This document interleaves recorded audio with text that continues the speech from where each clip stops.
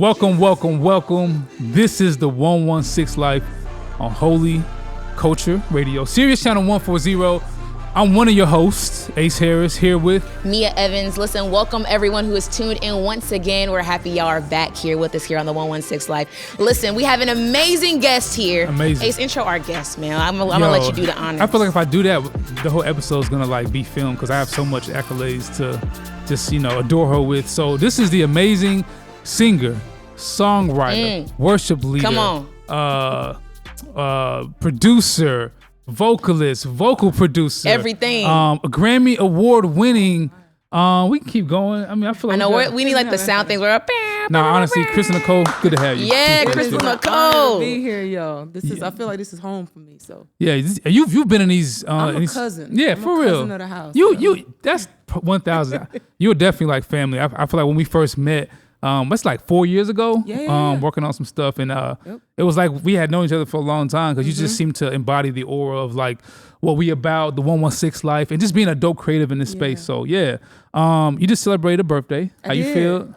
I just hit 40 and I feel amazing. You look good. Yes, she tell you that right now. Y'all see these boots? We should do a shoe cam. That's why I actually tell people that it's 40 because people be trying to hide their age. Yeah, I worked hard to make sure that I'm smashing my 20-year-old self. Come on, I worked hard for that. That's good. So, I feel like that's amazing. I feel like 40 is like such a a scary number for a lot of people. It is. But I mean, like, I got all the wisdom that I didn't have at 20 now. Right. And I feel like I'm in the best shape of my life. I'm where I need to be spiritually, mentally.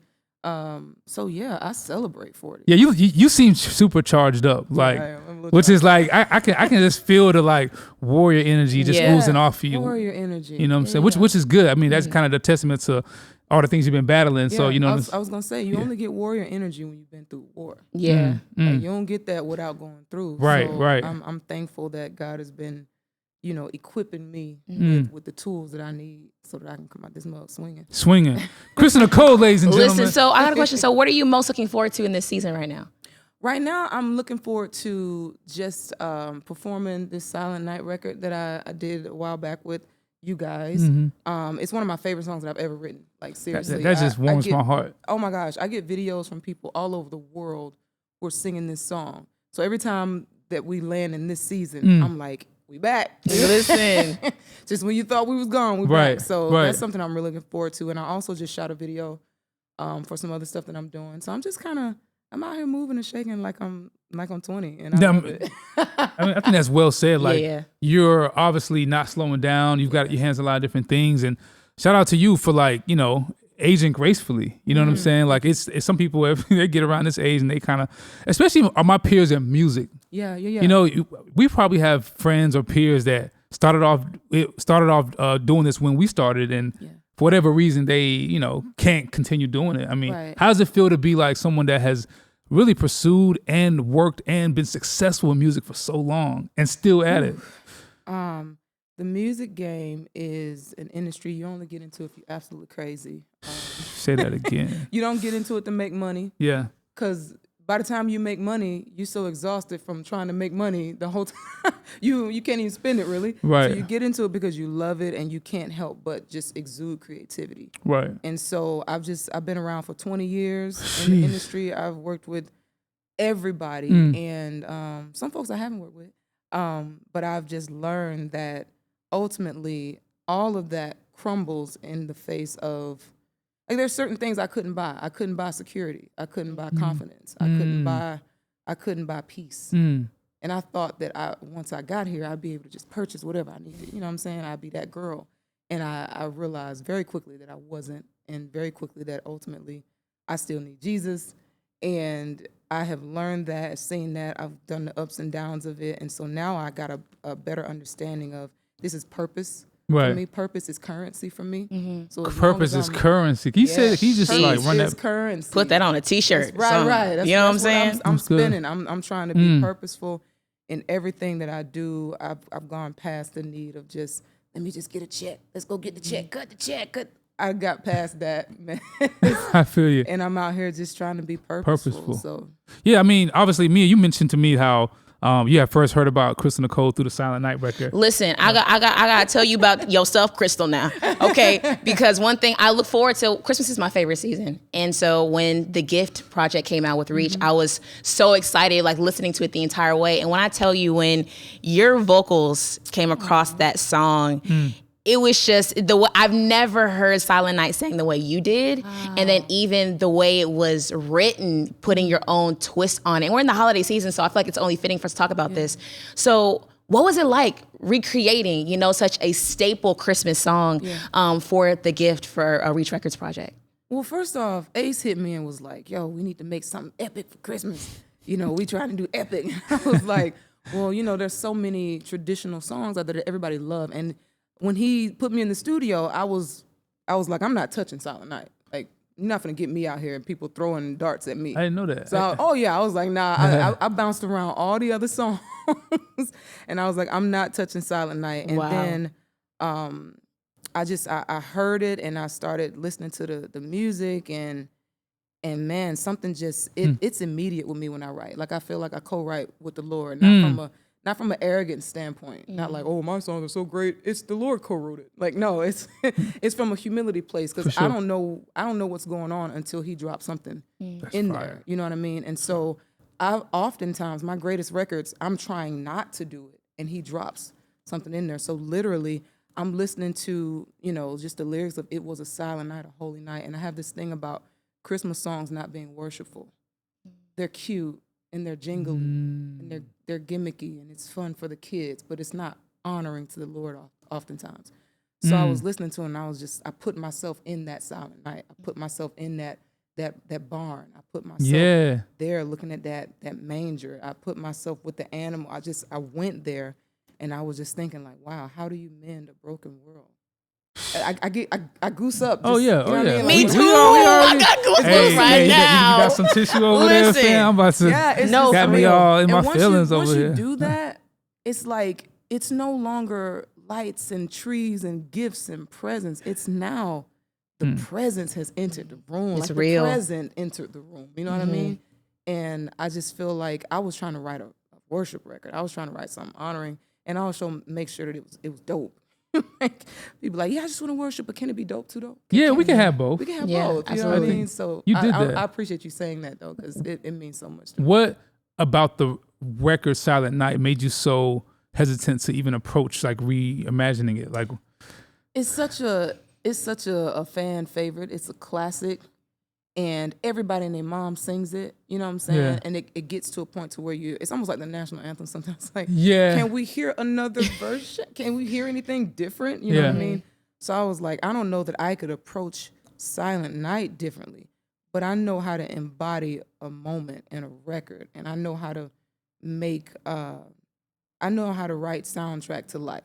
Right. That's real. That's my gifting. And so I just went back 2,000 plus years ago and just took my inventory of that scenario. And it really was a conversation about, like, how does God fix this mess? Like, how do you fix it? Specifically, the second verse is saying, come on, lyrics. I was actually rehearsing in my head. Genius.com. Come on, breakdown. What is the silver and gold cannot suffice? It's the how do you repay the gift of life? What's the return on his sacrifice? It's like, what's the return? Like, what do you do with nothing? That? You know what I mean? And she done. We can go ahead and wrap this up. We can go ahead and wrap this up right now. Oh my gosh, I just love that, and to me, it removes you from Christmas. You can play this song in June. In June, hit me, like, all throughout the year. Yes, singing it. You know. And what's that lyric you said after that? It was like silver and gold. Silver and gold won't suffice. So I'm giving my heart as my reply. Giving my heart. I feel like that's what when you talk about writing a worshipful song for the holiday season. Our response to the gift that we've been given is like our heart. Yeah. Living sacrifice. You can't get that joint on Amazon. No, you can't. Can't. Like, not gonna come in 2 days. Yeah. It ain't gonna be day of delivery. It's gonna be But I think that's. I mean, obviously, like in my household, man, like my wife plays that song all the time because I think it is a beautiful record, and to have a Grammy award-winning songwriter say that one of her best songs was written in this building under the 116 umbrella. it just warms my heart to feel like we were fortunate enough to even allow you to work with it. I mean, shout out Joe McNeil on the track too, who my God, killed it. Oh my God! That just when I first heard the guitar and everything, it took me out of. So the thing is, what I don't know is, shout out Ben Washer, who was like he was the main architect behind the gift. Yeah. And we had a first version of Silent. Like Crystal and Joe had had 3 or 4 ideas. Okay. Right here in Studio B that you guys can't see. And Silent Night was just literally first verse, pre-chorus and chorus. Yep. It was supposed to be like an interlude thing. I don't know if that was your intention. Yeah, it was reduced to like it was supposed to just be like a I think it was my A&R self being like, yo, if it's a ballad, let's keep it simple. We don't want to bore people out on the project. Right. And Ben Washer heard the record and was like, no, go back. This is so special. Shout out to Ben. He knew it. Yeah. And I think he's so right. And then the first verse was so special. I didn't even think, like when I heard the second verse lyrics, I was like, yeah, when you said you co-write with the Lord, that's what I felt when I heard the song. You feel that. Wow. Yeah, you feel that. Like I have to start the song over because I blinked and I feel like I just missed it. You know what I'm saying? Like it's you said something that was so powerful, is that you write the soundtrack to life. Yeah. You know what I'm saying? Yeah. And we should worship during Christmas. You know what I'm saying? Yeah. So therefore, hearing not just your voice, but hearing God in you shine through that. It's man, it's Crystal. You have no idea what that song does to me. It's so powerful, and to me, it was truly a staple on the project. It was a special one for sure. And you obviously did a remix, which I mean, the remix of Q Parker. Speak a little bit about that, how that came together, and what's that, how you guys came to do that record. So Q Parker is my big brother. And what we do is, like, when we do something dope, we'll text each other and be like, hey, yo, send me the session. Like, we'll just randomly hit each other. Hey, I heard that song you just did. Send me a session. Send me a 2-track. Right. And so he hit me and he was like, this Silent Night record, you got to send me that. I just for fun, I want to sing on it. Because we're singers at heart. You know what I mean? And so I sent it to him, and then he sent me back. This is a funny story. He sent me back a new version, and he rewrote the second verse, right? And so I'm like, and he just told the story the other day. So I'm like, dang, man, how do I love him. I think he's incredible, but I smashed that joint. How do I tell him we got to lose this new second verse and keep what I have, right? Because, it's one of them things where, like, you don't want to tell your friend, like, So I was like, I said, this isn't, the vocals is crazy, ad-lib here. I'm trying to dance around everything, other than just saying, hey, man, we got to lose that new second verse. So then I didn't play it, and I didn't say anything about it. And he was like, yo, so, what we doing? We're going to move. We're going to try to, perform it, blah, blah. And I said, man, it took me about 30 minutes on the phone to get it out. And he just listening to me. Then at the end, he was like, I just want to commend you for even taking the chance to try to tell me this in a nice way. But I told him, I was like, yo, you got to go back in and just re-sing the original second verse. I said, this isn't me on some ego. This is me on some reverence. Reverence, What was written wasn't written just by me. This ain't like Crystal Nicole trying to shine through. The Lord put his hands on that. Yeah, for sure. And I just felt like if we're going to do it, if you put your vocal on what he put his hands on, I get out the way completely. But we can't lose that. What's the return on the sacrifice? Oh yeah, we not returning that. No, we're not returning that. That's gonna stay right there. He re-sang it. He was a good sport about it, and we just been singing it all over everywhere. And it's amazing to. Obviously, there's other records on the gift. That shout out to all the artists and creators that help contribute to it. I'm just overjoyed and thankful that God allowed that moment to happen, and that it's still blessing people. All throughout the world, even outside of the holiday season. Yeah. So as we get into more of what Crystal Nicole's back has been on, because some of you guys may know her through the gifts. She's got a lot of like history and music that's just amazing. So we'll definitely be right back. This is the 116 Life on Holy Culture Radio, Sirius Channel 140. Be right back, y'all. Welcome back. This is the 116 Life Holy Culture Radio, Sirius Channel 140. I'm one of your hosts, Ace Harris, here with the amazing Meah Evans. Listen, we have an amazing guest. The one and only Crystal Nicole is in the building, man. So we got to dive into the history of Crystal Nicole, right? So I got to know, like, what was your upbringing life like? Like, were you in a musical family? Like, did you sing at a young age? Like, let's talk about your upbringing, like how that was like for you. Wow. So I'm from Atlanta. Let me just. I wanted to let them know. Yeah. Let them know. Talk to them. Everybody knows. Here and y'all talk about our traffic, but the traffic is crazy because none of y'all are from here. It's all these other places. Talk to them. But yeah, I'm from Atlanta. I grew up in Decatur, where it's greater. Talk to him. The greatest. I was born in Decatur, so I'm gonna be out here just ad-libbing everything. Go ahead. And I grew up in a musical family. My mom, my dad, and my older sister, we all sang. We used to harmonize on the way to the grocery store, all that. But I also grew up in domestic violence. So my dad used to brutally beat my mom, like on a regular basis, to the point to where ultimately, years later, he ended up shooting her 3 times, twice in the head, once in the arm. And then the police ended up shooting and killing him. And I was literally like 7-year-olds in the next room. Wow. Yeah, like it is the most insane story ever. And music was like the only thing that kind of blanketed all of that for me. So music became like a safety net for me because I'd have to turn up radio or music things around me just to drown out the sound of screaming and fighting. You know what I'm saying? And it's pretty heavy. Whenever I talk about it, people are like, are you serious? Like, is this an actual story? Yeah. But I've been, the Lord has been amazingly gracious and healing in a lot of areas. But that's why I take music so seriously, right? Because it really he allowed it to be a covering for me at a time when I didn't know the Lord like that. I'm 7, so I don't know. You know what I mean? But the fact that my family all sang, it just kind of the only time we were on one accord was when we were singing. Wow. We were doing music. Yeah. That's so harmony is a big deal for me. Yeah. It's not just harmony with vocals, it's harmony in life and peace and all that. Yeah. That's a very like testimony and like story that it means just that people have these real life stories. Yeah. I didn't even know this. I've known you for some time. I didn't know that was your story. So I'm just taking it all in, and I want to just learn more about how that story shaped the person you came to be. So were you under the caretaking of family members after that moment, or? So after that, my mom was in the hospital for, it seemed like forever. It probably was like maybe a couple of months maybe, but it seemed, for me, it seemed like forever.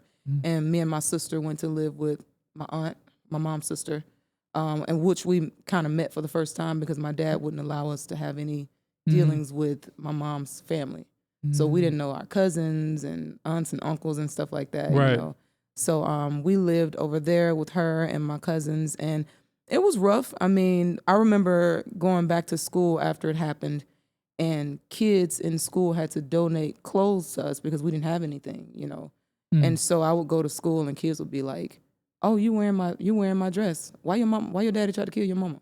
Because kids don't know no better. Yeah. And so they just, say the not the darnest things, the harshest things. The harshest things, no filter, no cap, none of that. And this is in Atlanta. This is like early 90s. This is 91. Oh yeah. Yeah. So it was rough. It's a different Atlanta back then. It wasn't like these little gentrified suburban. This is public school, right? You know what I'm saying? Like it was crazy. East Side, Decatur, it was crazy, and I think I learned very early on that trauma can bring about fame, and so you can be trauma famous. Like you could have something happen in your life that's just terrible, and it'll make people want to be around you because they want to know what happened. They want to know. So as a kid, not having popularity, it brought popularity. Like I remember the first day going back to school, and I literally had the entire, maybe first grade, or kindergarten. I had the entire kindergarten walking behind me as I led down the PE field. You know what I mean? And that was the first time I ever experienced fame. Wow. How did it feel then, and looking back, in that moment? How did it feel for people to kind of flock to you, even though it was for not the best reason? Yeah. How'd that feel? It was in the moment. It was like, wow, they like me. They want me around. But once I got a little older and thought, I was like, no, they just wanted to hear the gossip. You know what I mean? They wanted to hear the scoop. And it shaped a lot of things in me, even dealing with the industry. You know what I'm saying? I was always wanting and searching for that popularity. And so I would use my gifts or my talents, or once I got money, I'd use that, whatever I could, to try to hold on to that, because I was still looking for that sense of validation. And then I lost my father, so I also didn't have that piece, of validation as well. So I think I went throughout the industry just kind of searching for that in whatever corner I could find it. Yeah. So At what point did the Lord interject your story, and how did that come about? Because obviously, without Him, I don't even know if you'd be sitting here right now. I mean, I'm kind of sane. I'm a little sane. So I was in like a youth camp. Okay. When I was maybe like 16 or 17. Called Young Life. Shout out to Young Life. Shout out to Young Life. Yeah, man. You know what I'm saying? Shout out Young to Life. Young Life be out here. Saving lives. Saving young lives. Saving young lives. Is that their like real tag? Nah, that's not. Did you just come up with that? I just came up with that. Yes. Hey, Young Life. Send her that invoice. For real though. And like I went to the winter camp with the other little kids or whatever, and I remember they were like, yo, just go outside, take some time and just, see what God says to you if while you're out there. And I mean, I grew up in church, my dad actually taught me who Jesus was, which is the irony. Of that. My dad was dealing with some demons and they got the best of him, ultimately. Yeah. He was, alcoholic, drug addict, that kind of thing. And the way my mom explained it is just that he was fighting demons and they won, So she never vilified him to us. Like she never like your daddy wasn't like no, it was he was sick, and when he was himself, that's not who he was. Right. So I understood that, and when I was at camp, I had a healthy sense of kind of who God was, but I didn't have a relationship, and so they was like, go outside and just spend some time and see what the Lord says. And I remember it was like freezing cold, and it was the first time I ever felt like, not that I heard the Lord, but that He was focused on me. Mm-hmm. I felt like I was singled out and He was looking directly at me and He was directly with me. Prior to that, I always felt like He was just like general, you know what I'm saying? He's a general God. Like you own everybody. Everybody talk to you at the same time, you know what I'm saying? But that night I felt singled out and I felt unique and special in that way. And I didn't need. You felt seen. Yeah, I felt seen and I didn't need kindergarten behind me on it. I felt the fame of heaven behind me. Sure. In that regard. You know what being famous in heaven is like him knowing you is the best validation that anyone can have. So you found the Lord. Tell me about this like journey into like songwriting and artistry. Cause I mean 17, like Chris, we all knew Crystal Nicole coming up in the industry. Like we used to read the credits. It was this girl from Atlanta killing it. I mean big stuff, but at what point did you get like into music and pursuing it professionally? Like how did that happen? So I'm gonna just be honest with you. So I was trying to be an artist. I'm a singer first, and I didn't even know I could write songs. Had no desire to write a song, right? And I was in a singing group, and the singing group kept breaking up. And then the last time the group broke up, I was told basically, you're too fat, you're too dark, and you're not attractive enough to be an artist. What year was this? This was was several years. Incongruent. Like it just hot take as we're starting to see now in culture. Yeah, a lot of these music execs was toxic. I mean, toxic masculinity is kind of like a buzzword, but it's a real word. It's a real word. That people are weaponizing their power and their privilege and literally berating young black women. Yeah, and it's really disgusting. But anyway, I dealt with all of that coming up, just like and so I was mad at God about it. I was like, why would you give me this gift and this voice and put it in the wrong package? I felt like I was the wrong package. Like you literally went to the store, bought something. You bought like a roll, expensive watch, and you put it in like a Walmart bag. I felt like I was the Walmart bag. You know what I'm saying? Because I was constantly told that no matter what room you walk in, you'll always be the most talented, but they're going to put a lighter, smaller, prettier girl in front. Wow. And that was that followed me. That I carried that. Shoot, I probably carried that about maybe 5 months ago. Now, we still children out here. No, but that's real because I relate to that. You know what I'm saying? I think that I want to know, how did you push past that? Because it's not easy, being in the industry when you have a talent and a gift and an ambition, and then being told things that you can't change. How did you get pushed past that criticism? Man, like, so what it did was it forced me to start writing, because I was so upset about it that the only way I could get it out was to write it down. And so writing became like therapy for me. And then, it's like, oh, well, if I rhyme that and if I throw that in there. Like, my early songs were so angry. My manager used to tell me, like, yo, you got to chill out. Like you're a little angry out here in these Decatur streets, you know. But it was really just frustration from, like, Lord, right. you dropped the joint off in the wrong package. And so I kept excelling at songwriting. And every time I would get, like, a producer would be like, yo, let me introduce you to this person. Oh, yo, let me... I would get signed as a songwriter. I got signed to Jermaine Dupri and Sony. It was actually EMI Music Publishing back then. Wow. I would get signed and I would work with people, and everything I did great as a songwriter, it was like a reminder to me that I wasn't good enough as an artist. Mm. So I couldn't even celebrate it, you know what I mean?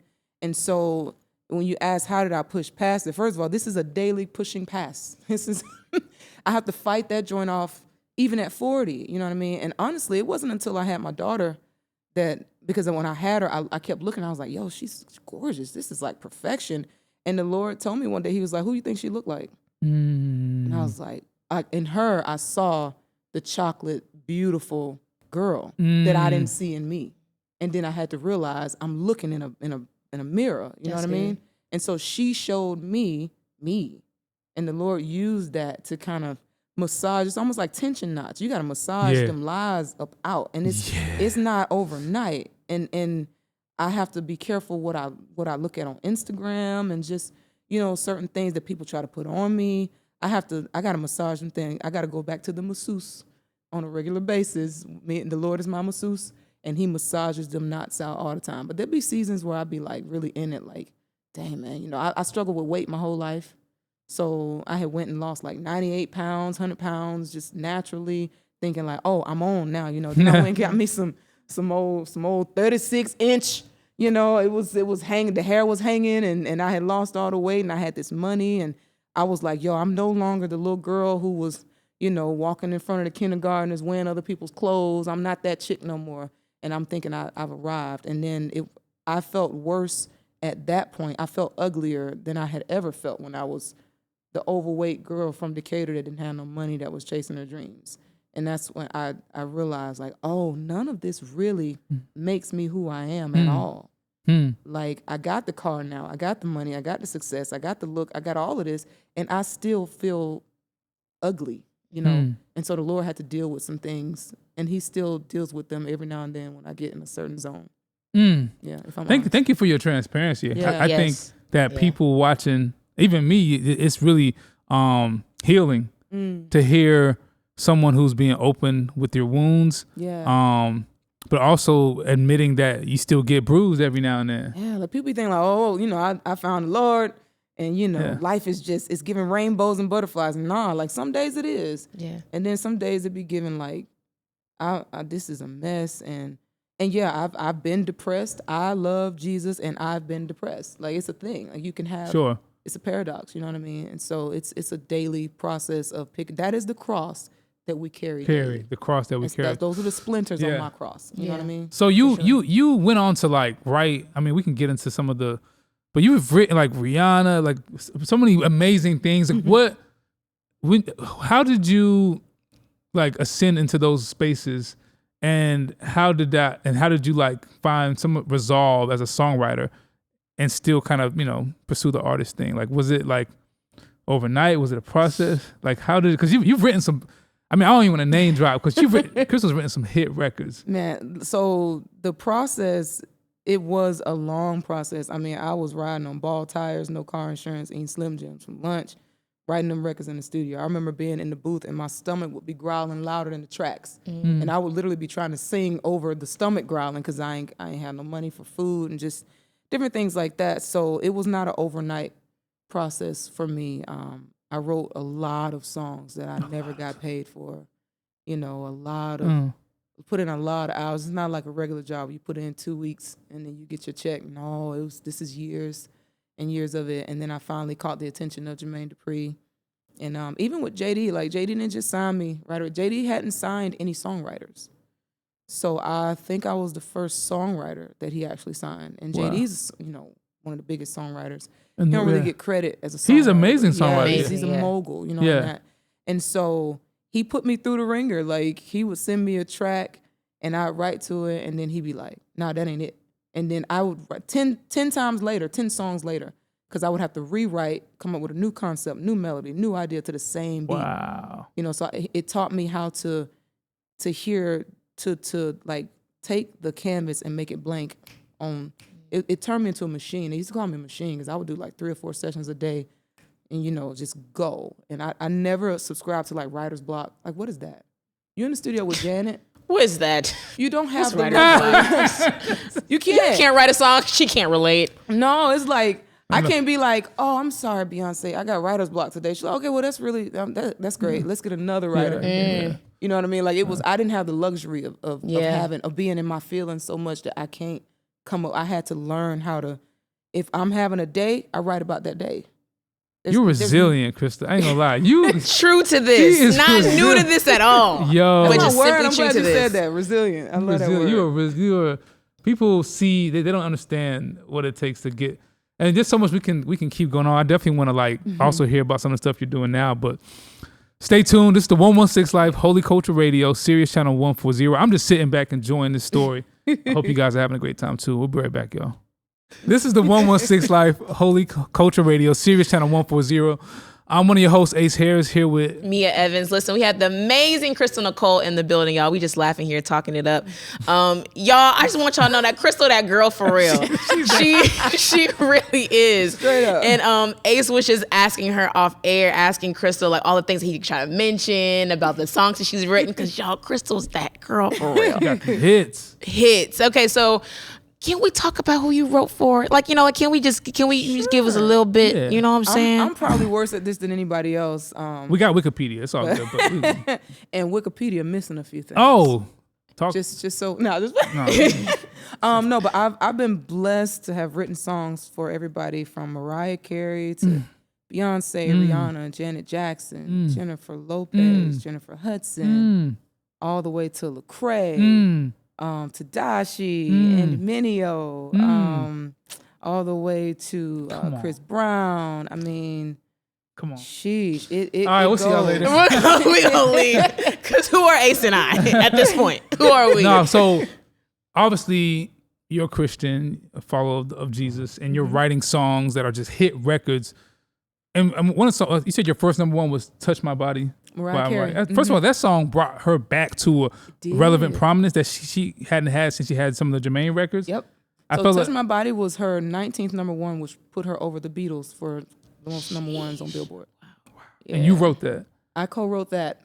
How did that feel, writing that record? First of all, you know what's so funny? So I write the joint with her. Working with Mariah is an experience all in itself, because Mariah treats you how she wants to be treated.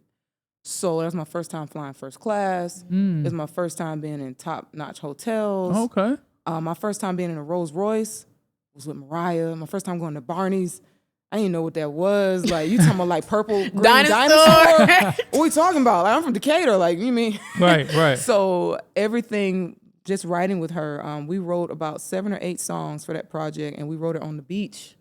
Like, her backyard was the beach. Wow. So we literally, you know, the song is talking about a tropical breeze. We're sitting out there in a tropical breeze. Wow. As we're writing the song. So that was just an experience all in itself. But I remember when it came on the radio, I was in the mall and I was broke. And I was listening to, you know, they singing the song on the radio, and I'm like, oh, but I can't get a 10-piece wing because I'm broke still. So I How did learned that early feel? on. Man, it was exciting and celebratory, because I'm like, yo, this is crazy. Like, this is a song. The residual's about to be crazy. Right. You got to have patience in the songwriting game. Boy. Yeah. And people walking around the store and they don't know what you've done. And it's kind of cool. I have a moment with the Lord every time I'm somewhere and I hear one of my records come on and nobody around me knows. And just the Lord knows. You know what I mean? So it's just, it's humbling, and it kind of recenters me. Sure. Yeah. Obviously our guests and some of our fans and followers have the convictions, and they're probably hearing your story, coming here to view the 116 Life, and they're asking themselves, why she here? why she right with all these like people of the world, touch my body? Right. How do you as a Christian reconcile that artistry in a way that is redemptive? And Well, I changed the title to Touch My Temple. Listen. See, it's y'all in the gutter. Y'all in the gutter. Y'all don't know what. Watch that go number one. Right. No, but like, I struggled so hard with being a follower of Jesus and reconciling the places and the doors that he opened for me. And because during that time, I was still searching for identity, I don't think I showed up as his daughter in my mind. You know what I'm saying? So it wasn't until after I gained a lot of success and accolades and when I came to myself initially and I realized like, yo, I want to be who he's called me to be. And there are a lot of things I had to turn down. A lot of my manager used to be mad at me. He'd be like, yo, is we trying to make money or not? Because I had to turn down a lot of opportunities because after realizing who I am in Christ, I would just be like, nah, I ain't gonna be able to make that session. Wow. And he'd be like, but this person got #1 record. Yeah, but I know what kind of music they're gonna want me to write.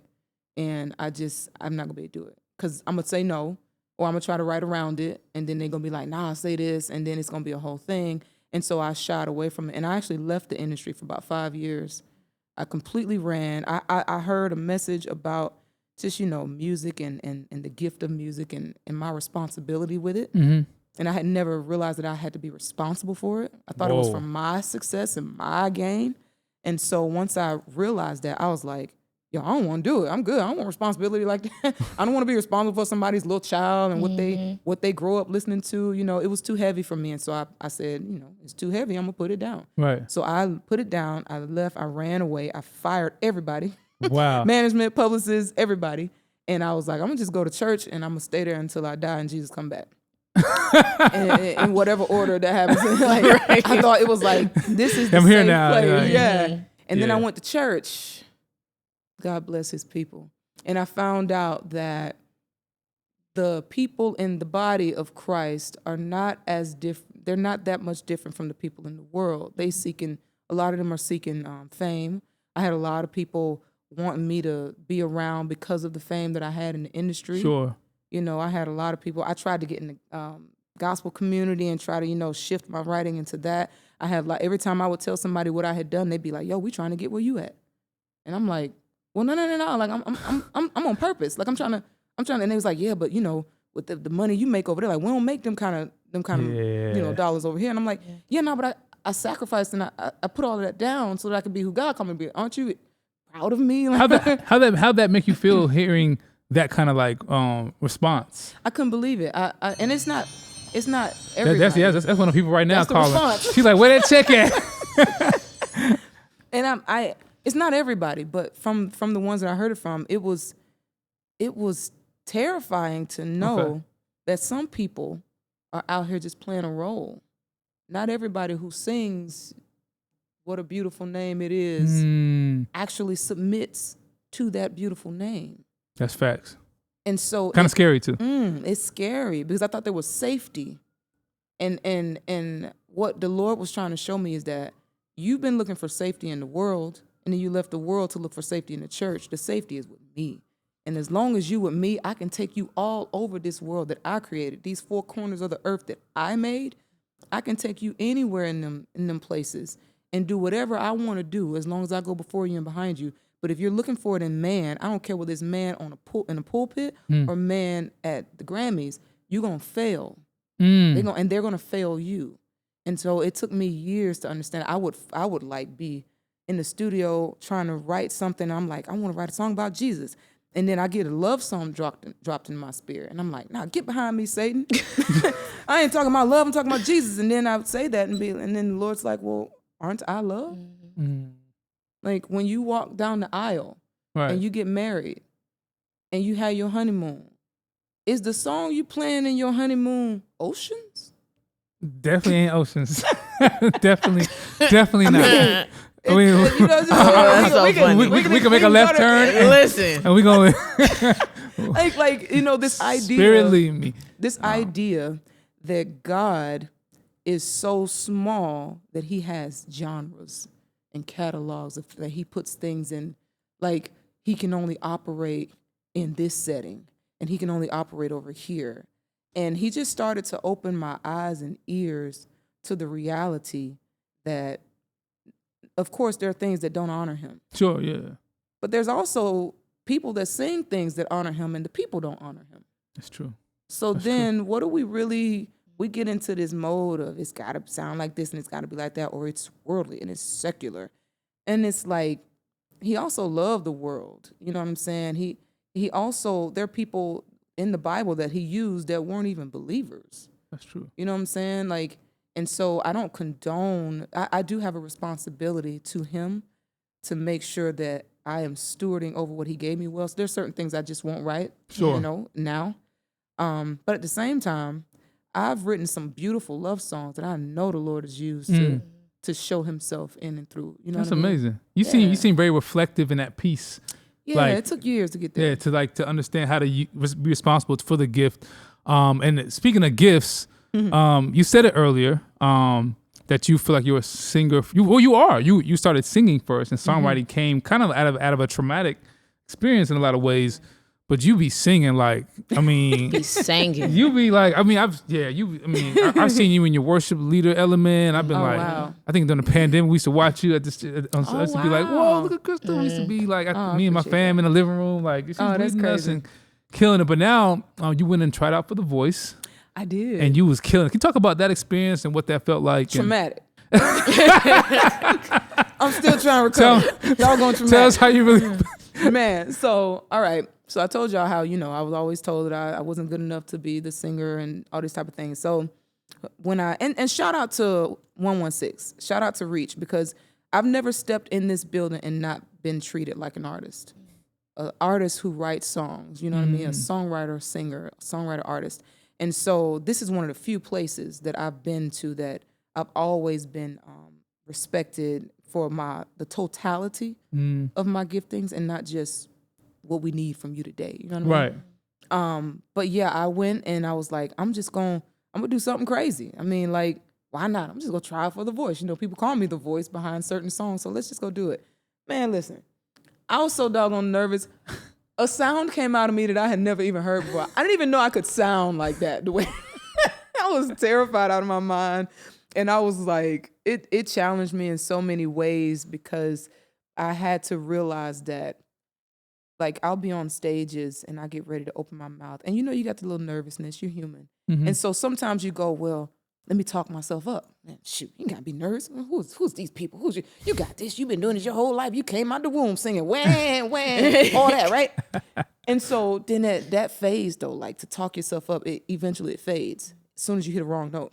Then you go, well, let me just be humble. Let me talk myself down. Like, well, I'm just lowly servant, use me, Lord.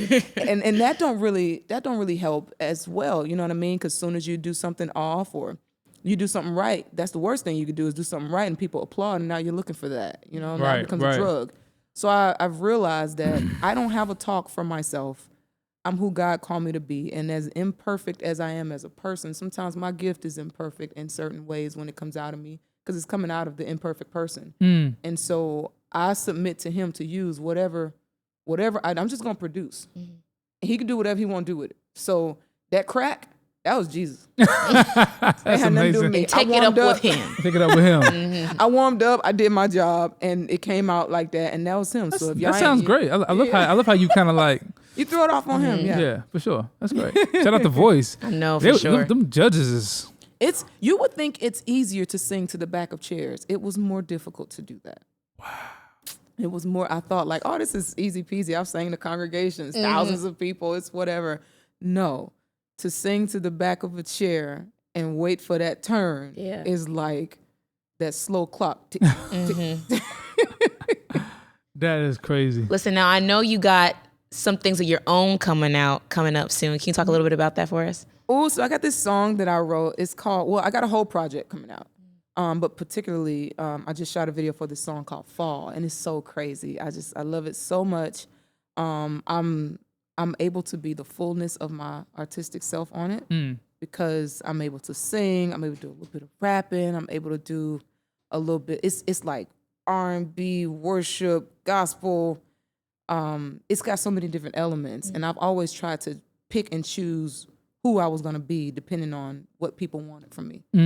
And in this song, I get to be all of it. That's amazing. So I'm so excited about it. We just shot the video. The video's insane. And I can't wait to to share it with the world. When is it potentially going to be out? Is it end next? of January? Okay. And the only reason because I would put it out today, but you know how people y'all get real fickle when it's like December. You could put out something December 29th, and then January 1st, you'd be like, man, that's old news. Oh, yeah. It's like, bro, it's like 4 days long, 3 days. Yeah, that was 2023. That was 2023, we don't man. Wanna... It's like, so I'm just waiting for the time to shift over into the new year so that, That's dope. I mean, I think it's dope that you're like still pursuing it and killing it and doing what God pretty much made you to do. Yeah. Tell the people where they can find your information.